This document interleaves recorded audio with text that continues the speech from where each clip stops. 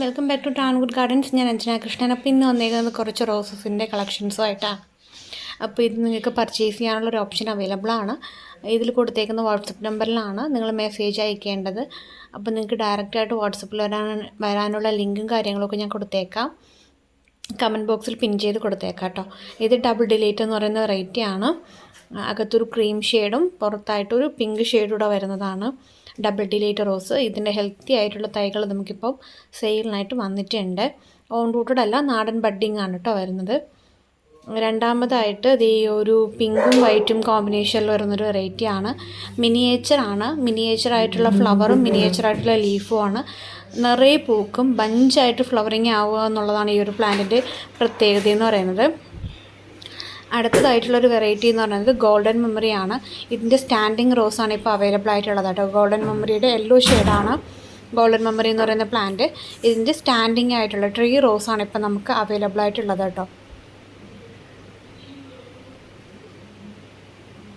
അടുത്തതായിട്ട് coco loco എന്ന് പറയുന്ന ഈ ഒരു വെറൈറ്റിയാണ്.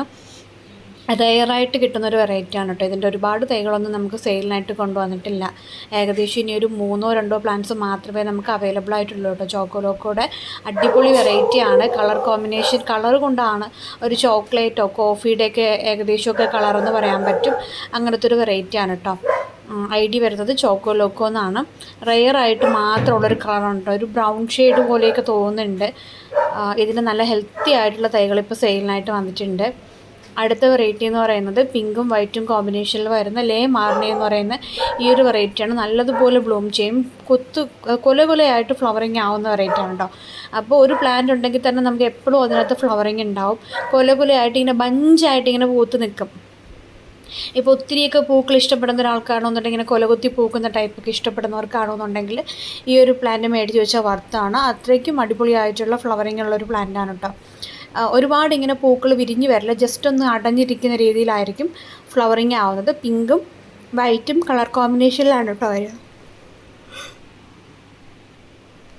അടുത്ത വെറൈറ്റി എന്ന് പറയുന്നത് ഈ ഒരു ലൈലാക്ക് റോസാണ്.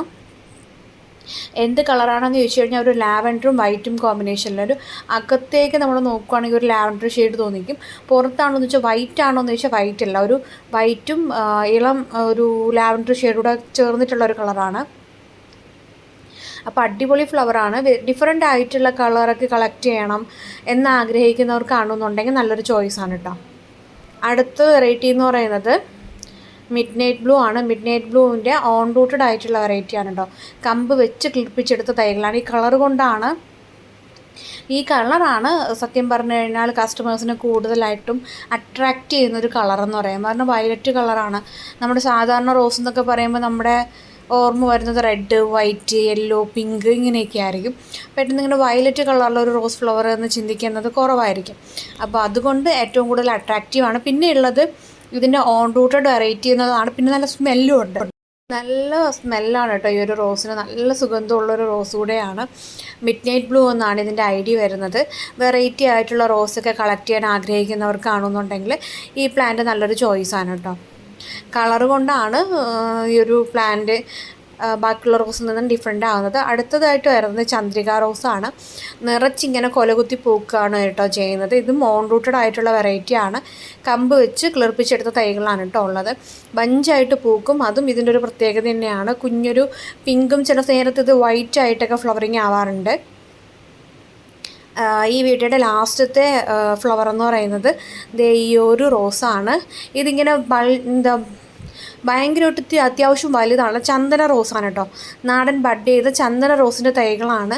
അത്യാവശ്യം വലിപ്പമുള്ള പൂക്കളാണ് കേട്ടോ ഈ ഒരു റോസിന് വരുന്നത്. നല്ല വലിപ്പമുണ്ട്. അടിപൊളിയായിട്ടുള്ള പ്ലാന്റ്സാണ്. ഇതിൻ്റെ നല്ല ഹെൽത്തി ആയിട്ടുള്ള ഏകദേശം ഒരു 6 പ്ലാന്റ്സ് മാത്രമേ നമുക്കിപ്പോൾ അവൈലബിൾ ആയിട്ടുള്ളൂ. 6 പ്ലാന്റ്സ് മാത്രമേ ഉള്ളൂ. നല്ല ഹെൽത്തി ആയിട്ടുള്ള 6 തൈകളാണ് ആയിട്ട് കൊണ്ടുവന്നേക്കുന്നത്. പിന്നെ ഈ ഒരു ഇപ്പോൾ കാണിച്ച റോസസ് എല്ലാം നമ്മുടെ ലിമിറ്റഡ് സ്റ്റോക്കാണ്. ഒത്തിരി ക്വാണ്ടിറ്റി ഉണ്ടോ എന്ന് ചോദിച്ചു കഴിഞ്ഞാൽ ഇല്ല. 1, 2, 3 പ്ലാന്റ്സും ഒക്കെ അവൈലബിൾ ആണ് കേട്ടോ. അപ്പോൾ പ്ലാന്റ്സ് വേണ്ടവർ ഇതിൽ കൊടുത്തേക്കുന്ന വാട്സപ്പ് നമ്പറിൽ മെസ്സേജ് ഇടുക. Thank you.